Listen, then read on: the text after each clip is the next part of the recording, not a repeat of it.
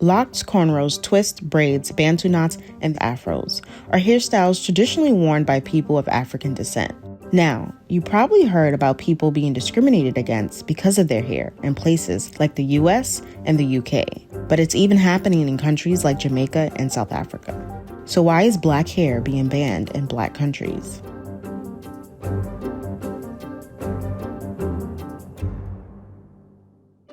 Incidents of hair discrimination are occurring across the African diaspora in black majority countries. In July 2023, a high school in Trinidad banned more than 20 boys from attending their graduation ceremony because their hair did not meet the school's definition of neat and tidy.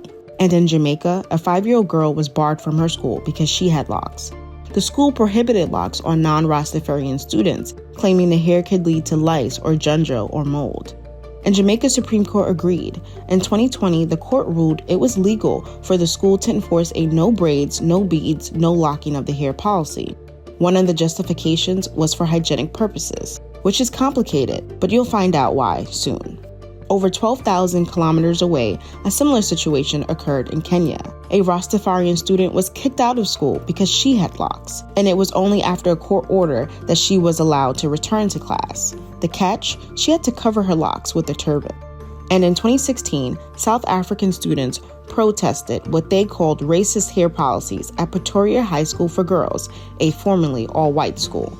The school's code of conduct said hairstyles should be conservative, neat, and in keeping with the school uniform. Students claimed they were prohibited from wearing afros and were often told to straighten their hair. Notice a trend? It's teaching self-hate. It's telling them who you are naturally is not good enough for our workplace, our sense of what elegance is, what proper dress is, so that in order to fit in, you have to change who you are fundamentally. Why is our natural body seen as something negative? And we have to address that. It's about the politics of the body. It's about making black people feel inferior. That's Carolyn Cooper, former columnist at The Gleaner. One installment from 2022 actually explored how hair policies can teach students self-hate. So where does this concept of self-hate come from? Let's backtrack for a second. Hair discrimination is nothing new. It has a long history dating back to 15th century West Africa. Hair discrimination essentially began when Europeans came in contact with African people. And to be honest, in the very beginning, there was no sense of discrimination. In fact, European explorers and travelers, they actually wrote about the dynamic and impressive hairstyles of the African people they were encountering, that were their trade partners.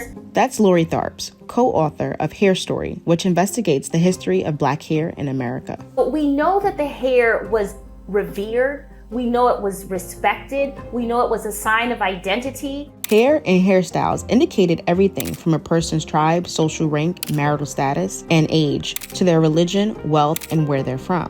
For example, the Karamo people of Nigeria shaved their heads and left a tuft of hair on top.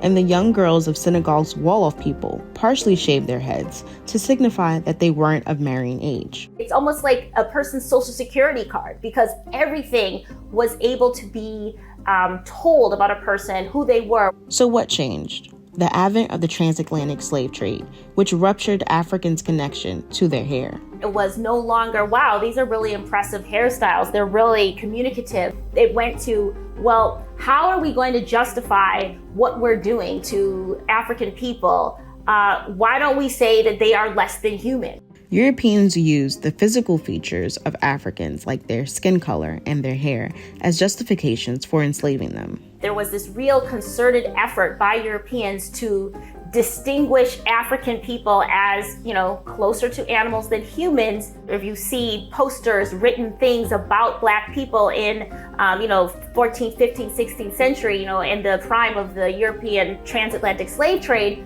you'll see that hair is often referred to as fur, wool. It's used, the words to describe it are words that you would use to describe animal fur, animal hair.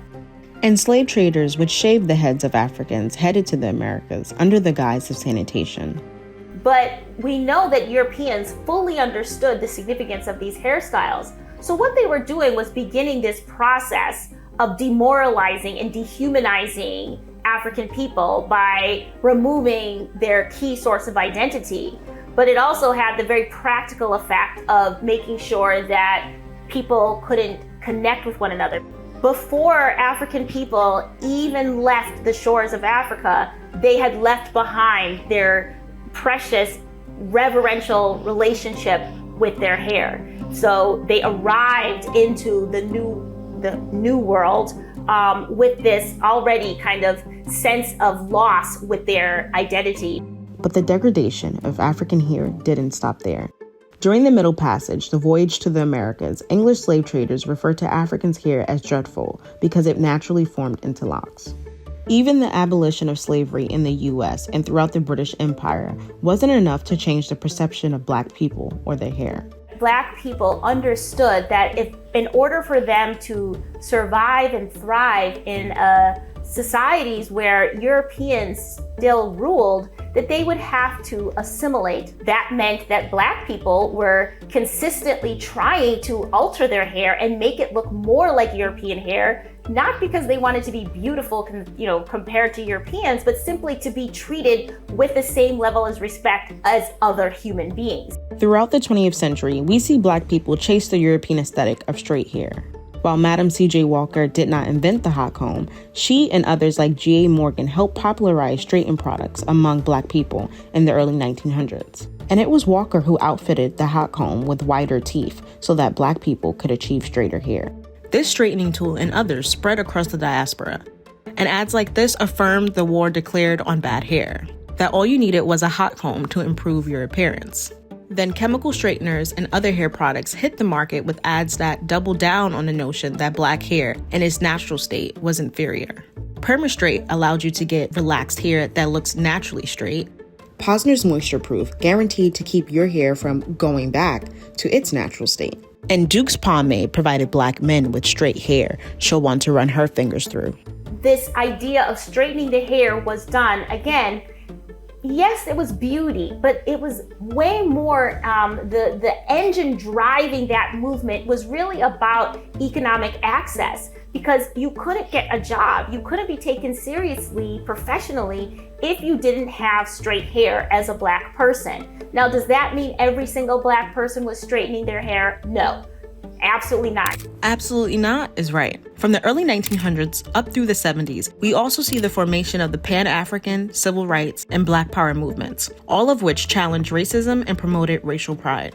But the grand majority of Black people who were trying to assimilate, whether they were in the United States or England or any other, colonial ruled nation, it was the way to get ahead was to look the part. And the reality was, people who had the right hairdo and who could assimilate visually would get the jobs, and they would be able to, let's say, move about in societal hierarchies, class-wise. And that was evident in South Africa, where hair played a key role in determining race. Remember, during apartheid, the National Party instituted laws that divided people by race: white, colored, or native, meaning Black. And race controlled all aspects of life, restricting or granting access to where you could live, work, be educated, or obtain healthcare. Some South Africans were forced to participate in the pencil test, which would determine a person's race based on their hair texture.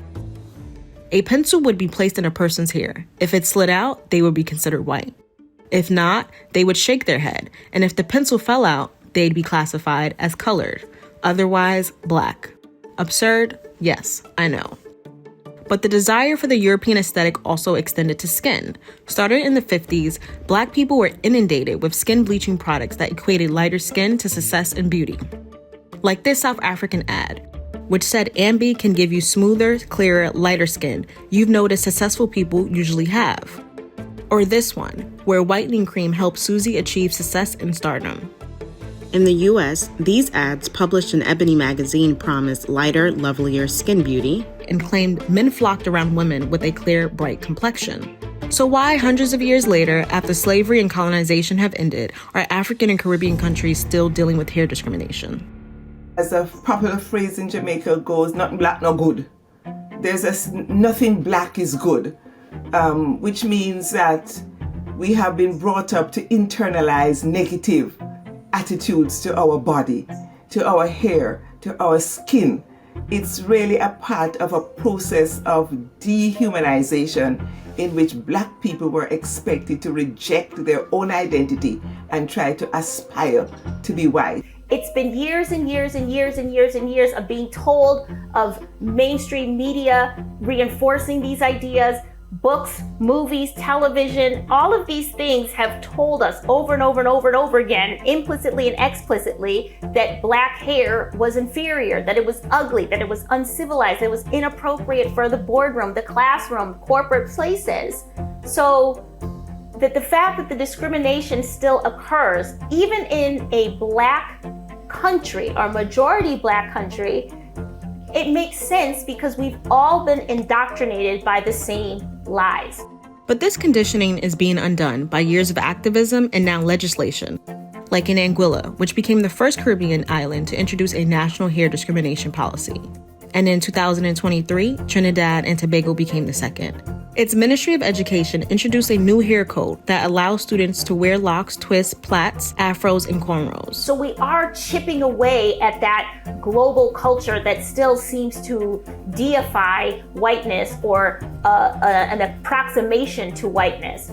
It's a very big battle though, and even though we have educators, we have programming, we have the natural hair movement that's gone global, and even as we see, more Black and brown people, in prominent places in our, entertainment culture, they are the lightest version of Black and brown. They are the versions who have hair that more closely resembles European hair. We still are continuously shown that, beautiful is lighter skin, looser hair. For Cooper, dismantling the notion that Black people and their hair are inferior begins with the self. As Marcus Garvey, the Jamaican Pan-Africanist, brilliantly said, we will emancipate ourselves from mental slavery because none but ourselves can free the mind.